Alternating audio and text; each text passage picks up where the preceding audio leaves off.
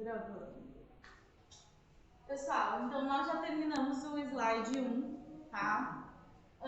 A gente falou lá no slide 1 sobre a busca do conhecimento, né? Que o ser humano sempre teve essa vontade de buscar entender as coisas para solucionar os problemas, tá? A gente viu que a sociologia, ela é uma ciência, assim como todas as demais ciências, ela possui um método, possui um objeto, tá? Mas que lá na Grécia Antiga, na Idade Média, enfim, ainda nós não tínhamos a sociologia enquanto ciência, não tinha uma ciência da sociedade.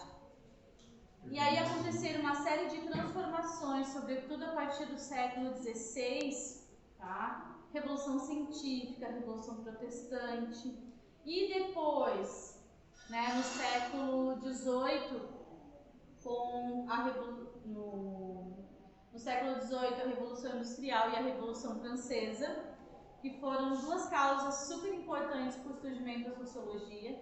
Vamos guardar o celular, tá?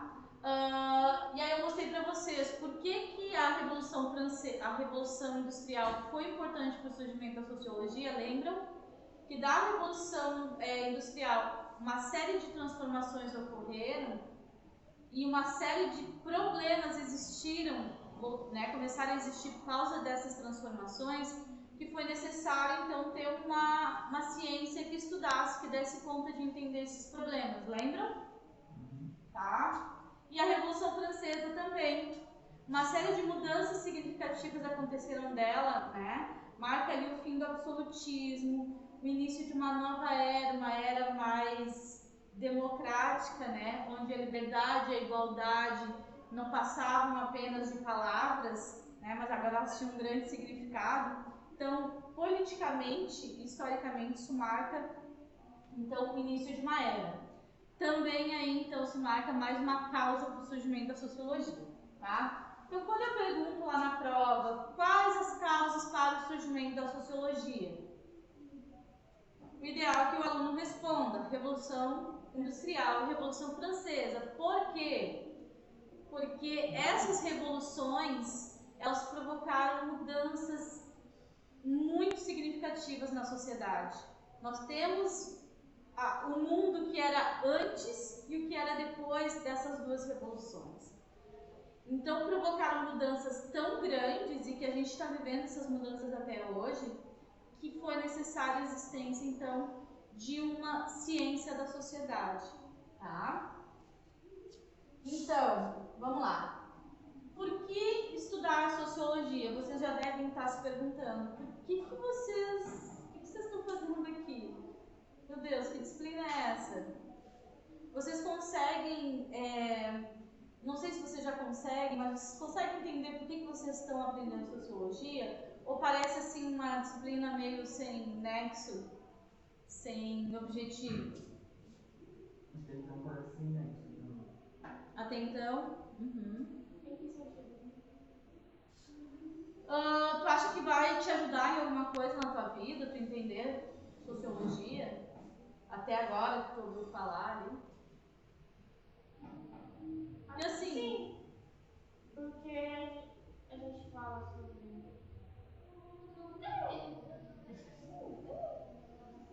Na verdade, né, pessoal, como eu falei, a sociologia no primeiro ano, agora eu vou situar vocês, né, mais na parte teórica e tal. Mas ali, a partir na sequência dos conteúdos, a gente vai conseguir visualizar eles mais na prática, quando eu falar sobre cultura, sobre socialização. Vocês vão conseguir enxergar essas coisas na vida de vocês, tá?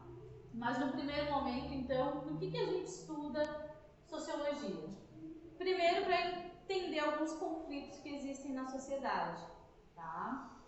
Depois, para entender as permanências e transformações da sociedade moderna e contemporânea. Como era antes, como é agora, né? Vou dar um exemplo aqui. A gente pode, acho que, colocar como exemplo o papel da mulher na sociedade. O que era ser mulher há 50, 60 anos atrás e o que é ser mulher hoje. Tá? Então vejam que algumas coisas permanecem permaneceram e algumas coisas mudaram. Eu não sei se eu falei aqui de um livro que eu li lá do Manual da Boa Esposa. Não? Então, assim, geralmente eu dou essa... Deixa eu tentar ligar. Agora sim. Geralmente eu dou esse exemplo, né? Uma das primeiras vezes que eu fui na casa da minha sogra, ela me emprestou. Não, ela me deu um livro lá que na época eu não quis. Era um livro assim grande de capa dura que era o Manual da Boa Esposa, alguma coisa assim. E ali ensinava a mulher a fazer ponto cruz, bordar, fazer tricô, crochê, arear uma panela, como costurar, assim, aquelas coisas que quando a gente precisa, a gente vai lá no YouTube e dá uma olhadinha, sabe? Como tirar manchinha, aqueles macetes, assim, da dona de casa. Bem voltado, assim, para a mulher, como se vestir, como se comportar, como arrumar o cabelo, aquela coisa toda. E uma das partes dizia assim: quando seu marido chegar em casa do trabalho, prepare uma bacia com água quente para lavar os seus pés. Enquanto você estiver lavando os pés do seu marido, não fique interrompendo ele com perguntas sobre o trabalho, afinal ele tem que descansar.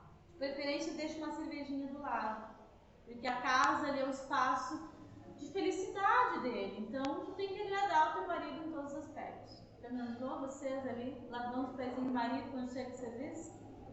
É até um pouco fofo, né? Que fofo, cara. É um pouquinho assim. Demonstrar um pouco de compaixão com a pessoa. Bom, então, talvez se a gente conversar com as nossas avós, elas vão dizer: mas é verdade, eu tinha uma tia que fazia isso. E pra nós parece uma coisa assim de outro mundo. A mulher de hoje, alguém aqui já viu outra mulher lavando os pés do marido quando chega em casa? Eu não. Na verdade, hoje também da mesma forma que o homem, há 60 anos atrás, ele não admitia ajudar nas tarefas da casa, o homem não era ensinado pelas mulheres ou por outros homens a fazer isso.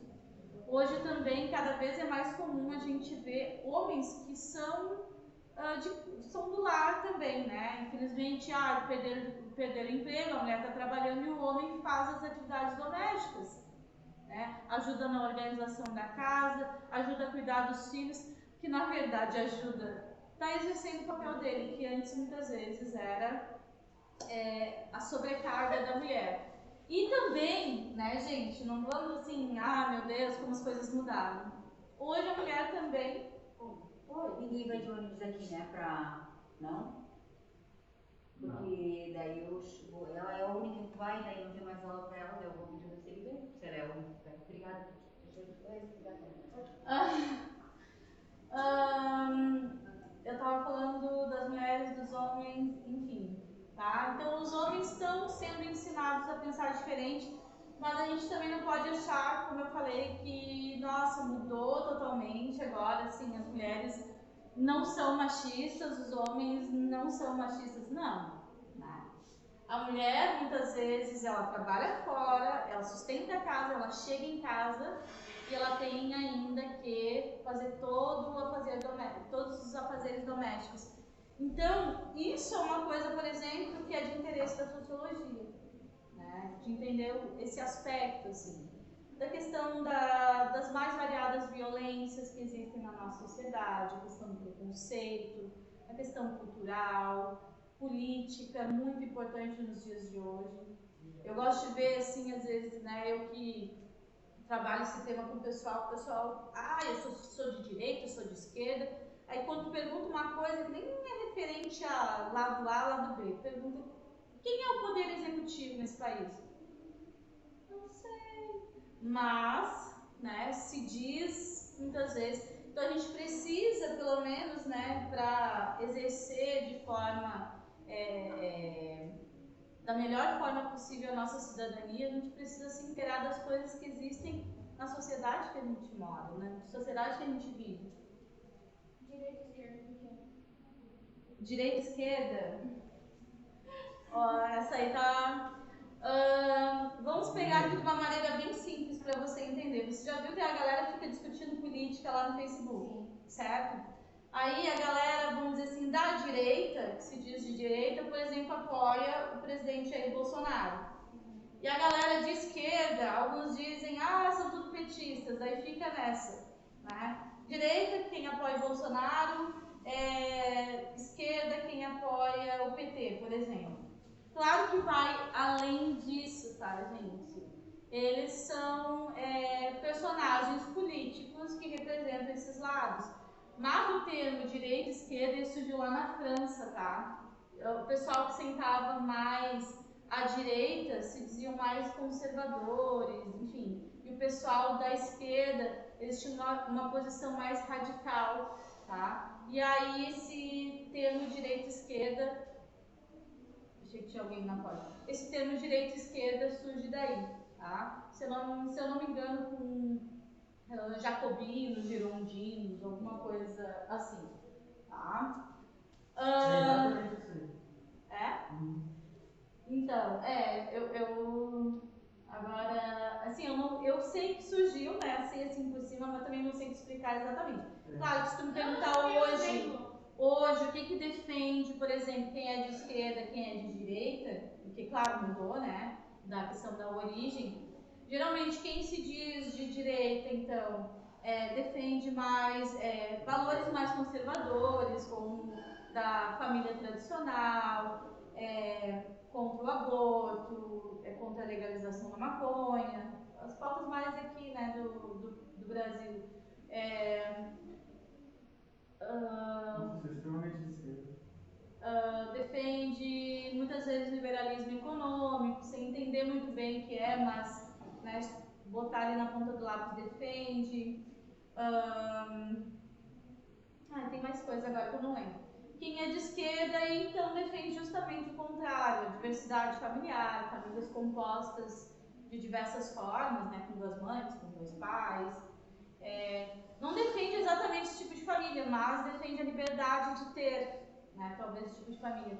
Liberdade religiosa, alguns são a favor do aborto, porque entende que o aborto, mesmo assim, sendo proibido, tem gente que faz, então, e se a mulher quiser fazer, que ela faça com segurança. Ou a legalização da maconha, a mesma coisa, porque tem gente que fuma, então se legalizar, talvez gere até mais empregos. Assim, eu dei exemplos mais, assim, que eu vejo o pessoal falar mais, assim. Mas, como eu falei para vocês, vai muito mais além disso, ser de direita ou ser de esquerda. Mas hoje, basicamente, sim, É mais voltado para isso. é mais voltado, tipo assim, Bolsonaro e Lula agora, né? Que tá muito... Nossa, o Lula foi absolvido lá, então a galera foi absolvido, então a galera, nossa, ele vai vir para candidato a presidente, não sei o que, já começou uma campanha assim, tu vê que o troço tá pegando fogo na internet, né? Mas volto a dizer, tá? Há muito mais partidos que representam a direita e representam a esquerda que esses dois personagens, esses dois ícones, né? Mas a galera se atém a eles, então... Depois, então, a sociologia também ela vai aplicar métodos científicos. Lembram lá que, como toda ciência, tem o método, o objeto. Então, a sociologia também vai aplicar métodos científicos para tentar chegar numa resposta, certo? Da pergunta que ela vai fazer, né? Pode ser a pergunta assim, por que as pessoas são de direita ou esquerda? Por que as pessoas têm determinadas opções políticas? Poderia ser uma pergunta. Daí, eu preciso pensar numa forma de analisar, né, as pessoas que eu vou analisar, o grupo que eu vou analisar, para tentar chegar numa resposta e entender o que leva as pessoas a optarem em ser de direita, o que leva as pessoas a optarem em ser de esquerda, né?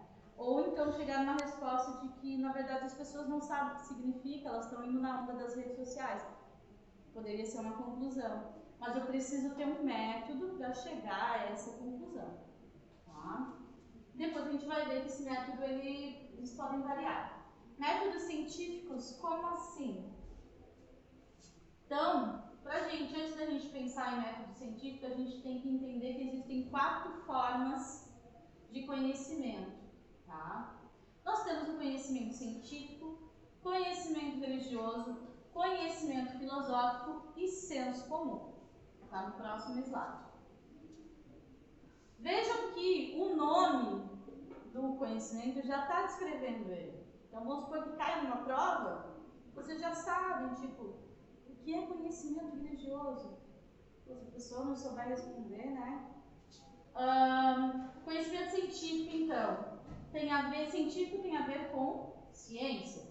Então, é o tipo de conhecimento que se utiliza de métodos rigorosos de investigação, que pode vir a ser criticado, corrigido ou refutado, que é o que embasa algo que é científico, que dá base para algo que é científico, não é isso aí? É algo concreto, que pode ser criticado, que pode ser investigado, estudado. Conhecimento religioso é o tipo de conhecimento, né, que tem como base a crença no transcendente. O que é transcendente? É algo que ultrapassa os limites normais, né, uma realidade exterior ao mundo. Como, por exemplo, eu falar que existem anjos nessa sala. E daqui a pouquinho pode ser que eu veja esses anjos, mas vocês não veem. Ou, enfim, tá? Então, é um tipo de conhecimento que ultrapassa os limites da minha razão. Certo? Conhecimento filosófico. Aqui o conhecimento filosófico busca o significado e a origem das coisas de maneira racional e lógica. Então, eu vou tentar achar uma resposta que seja racional, seja coerente, mas eu não preciso comprovar cientificamente esse meu conhecimento, essa minha resposta, né? Mas eu vou tentar. Então, na filosofia se faz bastante isso. Qual o sentido da vida? Aí tu tenta buscar uma razão, né? Uma resposta que se utilize da razão, da lógica, mas eu não preciso provar por A mais B que essa resposta minha está certa, mas ela não pode ser uma resposta assim, que extrapole, né, os limites da razão, como o conhecimento religioso faz. Não que ele não seja verdade, né? Por exemplo, se eu creio em Deus, se eu creio numa uma força superior, para mim ela existe. Em algum momento existe um porquê de eu acreditar, mas para ti pode ser que seja diferente, para ti também. Então, né? E já no conhecimento filosófico, então, o ideal é que esse significado, nessa resposta que eu busco, ela seja baseada na razão e na lógica. Tá? E o senso comum? Tá? O senso comum, na verdade, é um grande conhecido de vocês. Talvez vocês não saibam. Ele é o tipo de conhecimento baseado nas experiências das relações cotidianas. Então, aquele conhecimento que não precisa ser uma pessoa estudada para saber, né? E que todo mundo sabe. Sei lá, tipo... Vocês, quando saem de casa com guarda-chuva, vocês saem de casa com guarda-chuva, o que faz você sair de casa com guarda-chuva? Vai chover. Muita chuva. E como é que sabe que vai chover? Mesmo tempo. Ou, se tu não assistiu televisão, Não. tu olha pro céu. Ah, tá. O tempo da E aí tu olha aquelas nuvens lá, outro dia aquelas nuvens estavam assim e eu me molhei. Hoje não. Pego meu guarda-chuva e, né? Então é um tipo de conhecimento que eu posso utilizar aqui, ó. É um conhecimento baseado nas experiências das relações cotidianas. Né? Eu sabia que outro dia já tinha acontecido, as nuvens estavam daquele jeito e choveu. Então, eu não preciso ser um meteorologista para saber que as nuvens estão daquele jeito e faz chover. Entende? Tá? Então, esse conhecimento se contrapõe ao conhecimento científico, porque ele também pode ser assim, ó. Vou dar um outro exemplo. Meu filho tinha 3 anos e quase não falava. Daí nós falávamos, ai meu Deus, será que essa criança não vai falar? Aí um dizia assim, faz um pinto piar na boca dele, dá água na fonte para ele. Umas coisas assim que são experiências baseadas em outras, né, coisas. Alguém já fez e deu certo, não sei porquê, porque como não existe base científica, mas, ou então tem um terçol no olho, raspa, tem que ser uma aliança de uma mulher casada e bota no terçol lá.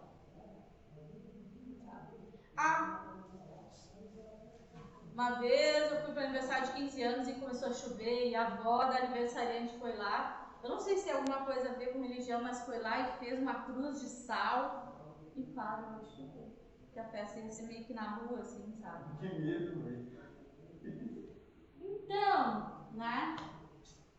Esse aí do arroz pode ser encaixado ali talvez no conhecimento religioso do arroz, do sal. Pode ser, né, classificado como conhecimento religioso. Vamos supor que ela era de uma religião lá que dizia que era para fazer aquilo. A questão é que funcionou, mas não existe uma prova científica de que ela ter feito a cruz de sal fez com que parasse de chover. Então, tá? Mas é algo, enfim, né, os mais antigos têm, assim, umas coisas, tem que fazer assim, botar uns ossos lá, de não sei que parte do animal, que tem tutano,